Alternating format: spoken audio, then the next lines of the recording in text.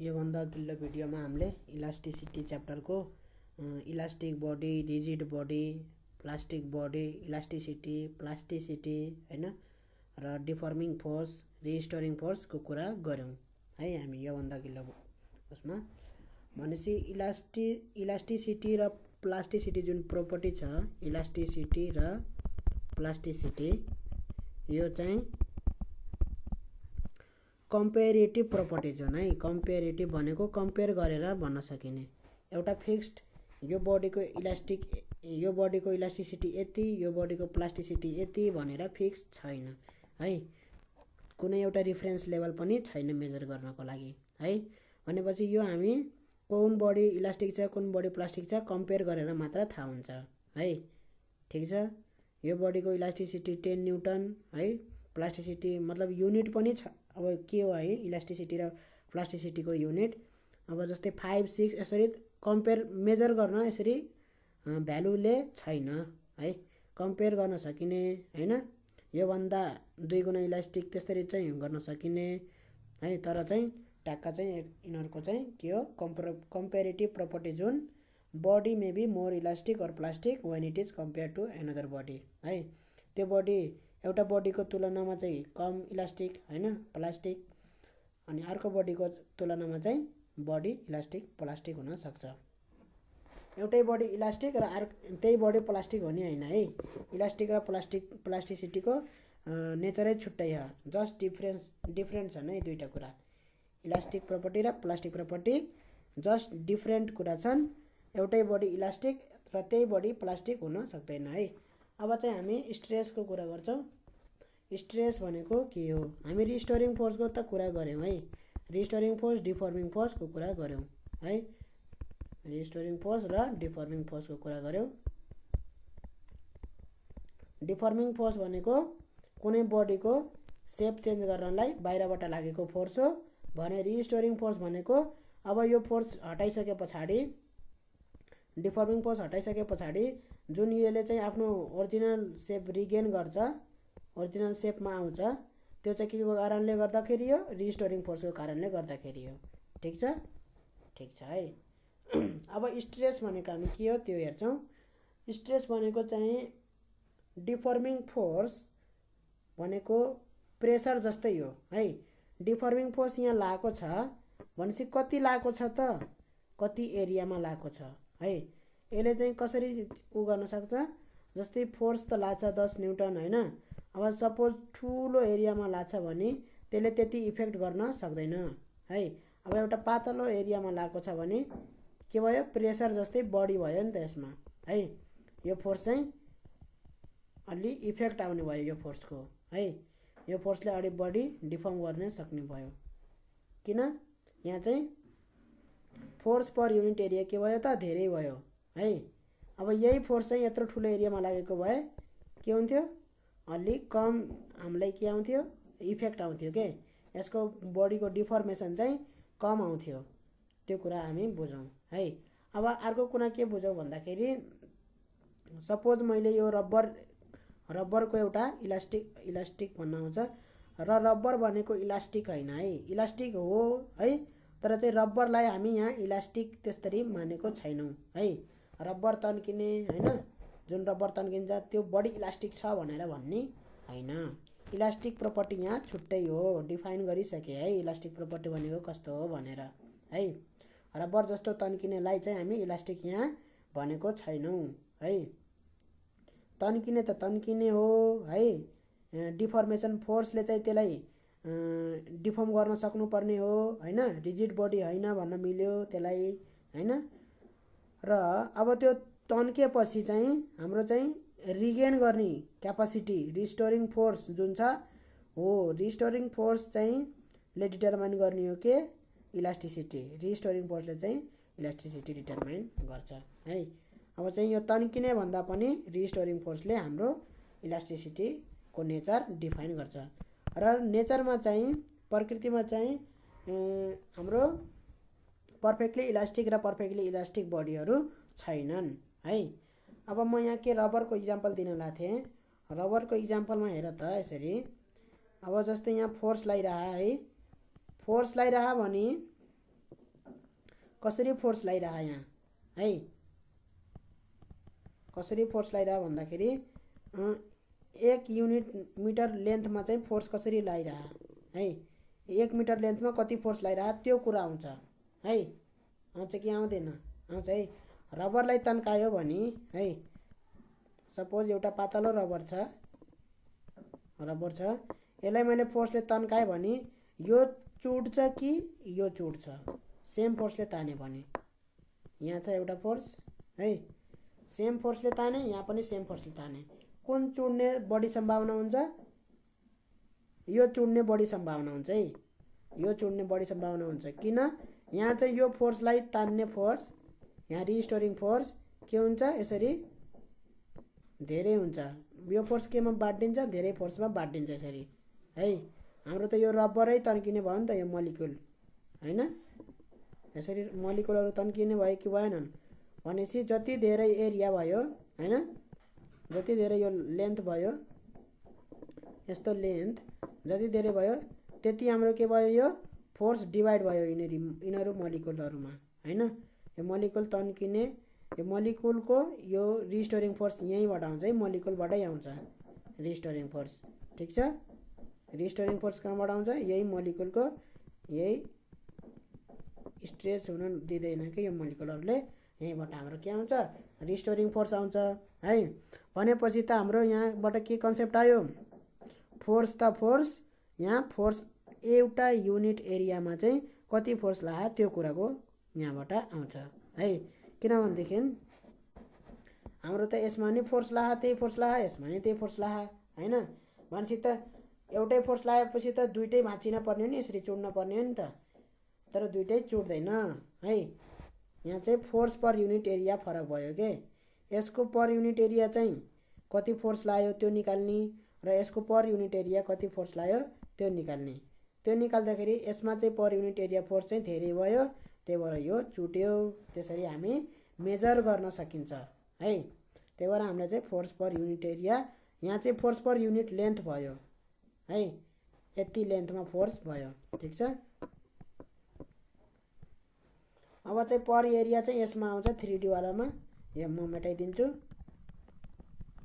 3D वालामा चाहिँ के हुन्छ? पर एरिया हुन्छ। सपोज यो चाहिँ हाम्रो एउटा एरिया हो माथिको है। अब यसमा मैले वेट फोर्स हालेछु, वेट है। भनेपछि यो फोर्स यो एरिया कति एरिया छ है, त्यही अनुसारको यसमा के आउने भयो? इफेक्ट आउने भयो है। ल हामीले चाहिँ अब यो डिफर्मिङ फोर्स पर युनिट एरियालाई हामी प्रेसर भन्छौँ है। Deforming force per unit area, per unit area हामी किन निकाल्ने त्यसको इम्पोर्टेन्स हामीले एउटा इक्जाम्पलबाट दिइसकेछौँ है, पर युनिट एरिया किन चाहियो भनेर है। र रिस्टोरिङ फोर्स पर युनिट एरियालाई हामी प्रेसर भन्न सकिन्छ, प्रेसर हो है। र स्ट्रेस भनेको चाहिँ हाम्रो restoring force per unit area. Restoring force भनेको सपोज हाम्रो चाहिँ यो चाहिँ हाम्रो बडी छ, यसरी 3D बडी बनाएँ मैले यसरी है, यसरी चाहिँ 3D बडी बनाएँ। तलबाट चाहिँ यसरी तानिरहेछ यसरी है, फोर्सले तानिरहेछ यसलाई भने हाम्रो चाहिँ के हुन्छ? यहाँ रिस्टोरिङ फोर्स डेभलप हुन्छ। त्यो रिस्टोरिङ फोर्स कहाँ हुन्छ?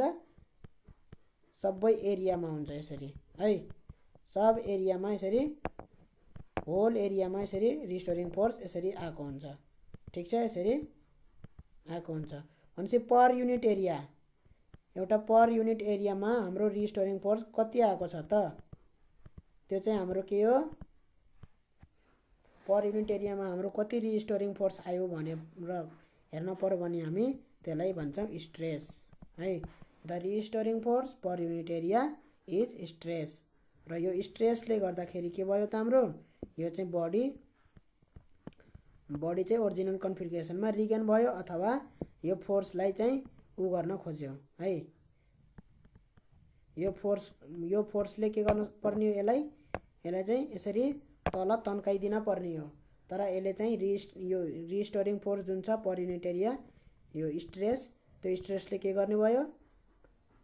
यसलाई चाहिँ ओभरकम गर्ने भयो, यो फोर्सलाई ओभरकम गर्ने भयो। र यो फोर्स डिफर्मिङ फोर्स हराउने बित्तिकै यसले चाहिँ के गर्ने भयो? यसले चाहिँ ओरिजिनल कन्फिगरेसन रिगेन गर्ने भयो। ठिक छ, यो चाहिँ जतासुकै हुन्छन् है, यसरी जतासुकै हाम्रो यो रिस्टोरिङ फोर्स हुन्छ। यो मोलिकुल बीचको जुन सेपरेसन आउन थाल्छ नि, मोलिकुल बीचको जब यो फोर्स लाएर यहाँ चाहिँ मोलिकुल बीच जुन सेपरेसन आउन थाल्छ यसरी मोलिकुल बीच हो, यो मोलिकुल बीच सेपरेसन आउन थाल्दाखेरि यो मोलिकुलले यो मोलिकुललाई जुन एट्र्याक्ट गर्छ, फेरि जुन सेपरेट हुन दिँदैन, यो बोन्ड मोलिकुलर बोन्ड जुन छ हो, यसको कारणले चाहिँ हाम्रो यो रिस्टोरिङ फोर्स आउँछ। सपोज अलिकति तन्क्यो पनि है, अलिकति यहाँ यो दुईटा मोलिकुल बीच चाहिँ अलिकति सेपरेट भयो भने पनि हाम्रो चाहिँ फेरि तानिहाल्छ है। त्यो चाहिँ हामी मोलिकुलर लेभलमा नजाउँ, यो एक किसिमको हाम्रो फिजिकल लेभलमा मात्रै बसौँ है। भनेपछि हामी चाहिँ फिजिकल लेभलमा के देख्छौँ, एउटा रिस्टोरिङ फोर्स आए जस्तो हामी देख्छौँ, जसले चाहिँ ओरिजिनल कन्फिगरेसनमा रिगेन गरिहाल्छ, त्यो रिस्टोरिङ फोर्स भन्छौँ त्यसलाई हैन। अब त्यसलाई पर युनिट एरियामा कतिवटा त्यस्तो रिस्टोरिङ फोर्स छन् हैन, कति छ force per unit area measure गर्न पर्यो भने कसरी मेजर गर्ने त, पर युनिट एरिया अनुसार के हुन्छ त्यो रिस्टोरिङ फोर्स बढी हुन्छ है। जति बढी एरिया भयो त्यति बढी रिस्टोरिङ फोर्स हुन्छ है। अब कति रिस्टोरिङ फोर्स भनेर भन्दाखेरि कति त भनेपछि पर युनिट एरिया हैन, पर युनिट एरिया यति हैन। त्यसरी हामी पर युनिट एरिया स्ट्रेस भनेर एउटा टर्म निकाल्यौँ है, स्ट्रेस भनेर एउटा टर्म आयो, फोर्स पर युनिट एरिया, जुन फोर्स भनेको रिस्टोरिङ फोर्स हो है। भनेपछि स्ट्रेस भनेको बुझ्यो है। अब हामी त्यसको टाइप्सहरुमा जान्छौँ। नर्मल स्ट्रेस, टेन्जेन्सियल और सेयरिङ स्ट्रेस, बल्क स्ट्रेस और भोल्युम स्ट्रेस भनेर छ, हामी त्यो टाइप्सहरु डिल गर्छौँ। अब स्ट्रेस भनेको कन्सेप्ट आइसक्यो, ठीक छ है। भनेपछि नर्मल स्ट्रेस भनेको कस्तो हो भन्दाखेरि नर्मल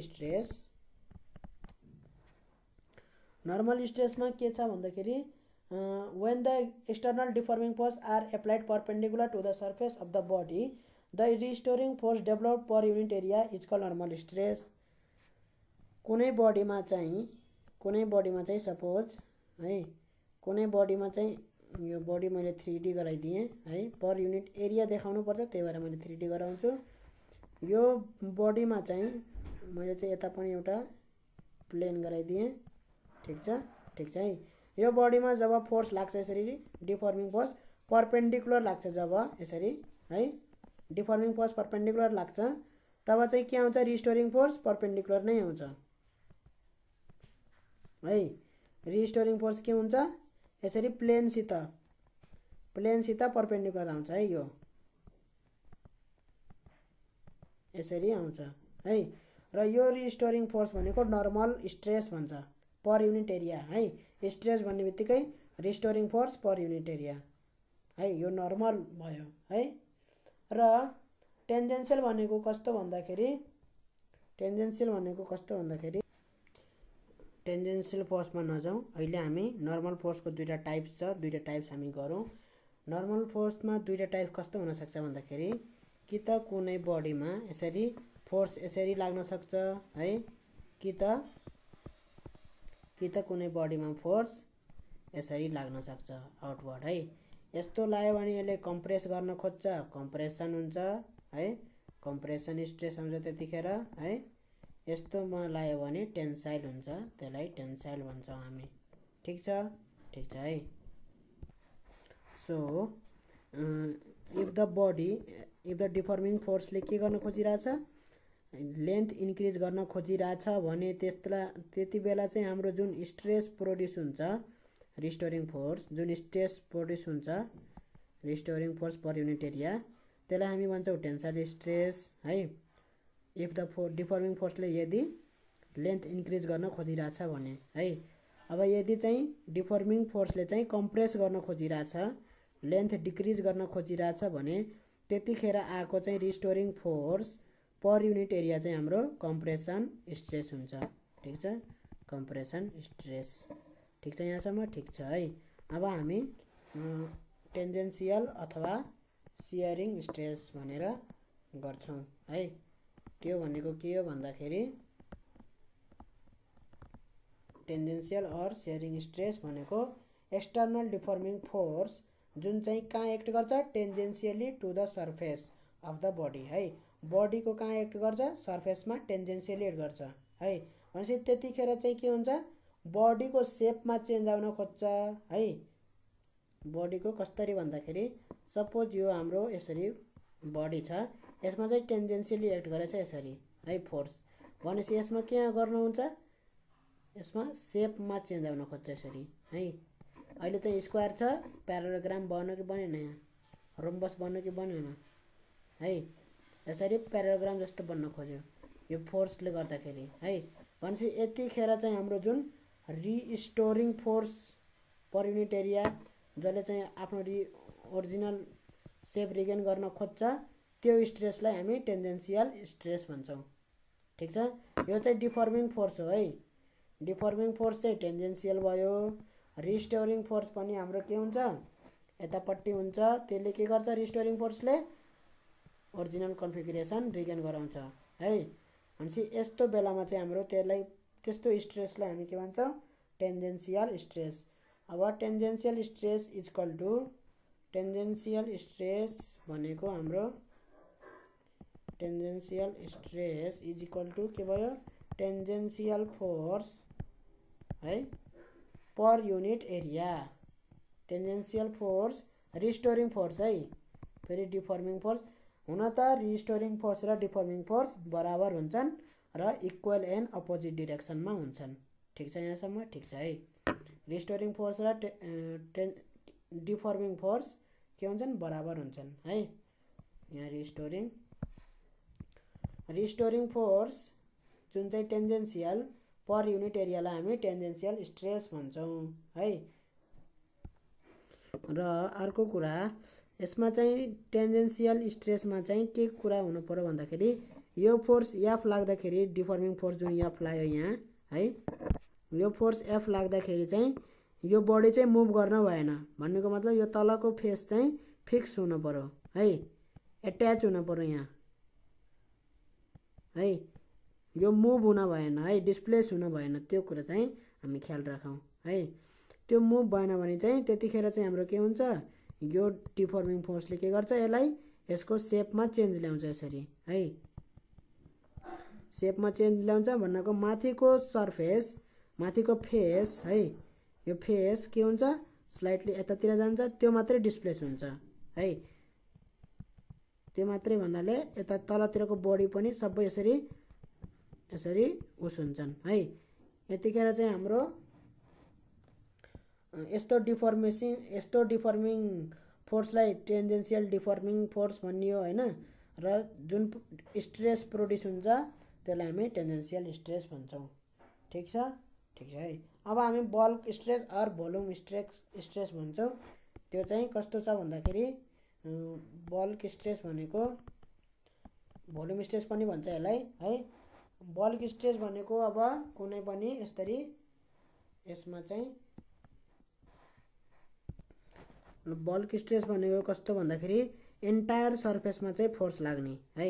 अब त्यहाँ चाहिँ नर्मल स्ट्रेसमा चाहिँ एक ठाउँबाट एउटा सर्फेसमा यसरी फोर्स लागिरहेको थियो होइन, परपेन्डिकुलरली फोर्स लागिरहेको थियो, त्यो फेसमा मात्रै। यो फेस भयो एउटा, यो फेस भन्छ हामी यसरी है, एउटा फेस हुन्छ है, यसलाई हामी फेस भन्छौँ। ठिक छ, यो फेसमा यसरी फोर्स लागिरहेको थियो होइन, टेन्जेन्सियली कि त इनवर्ड कि त आउटवर्ड होइन लाग्न सक्थ्यो। अब बल्क स्ट्रेसमा फोर्स कस्तो लागिरहेको, चारैतिरबाट। जस्तै एउटा बल भयो, फुटबलमा कस्तो हुन्छ सर्फेस, पुरा सबैतिर हुन्छ नि, चारैतिर हो त्यस्तै चारैतिरबाट यसरी फोर्स लागिरहेको है।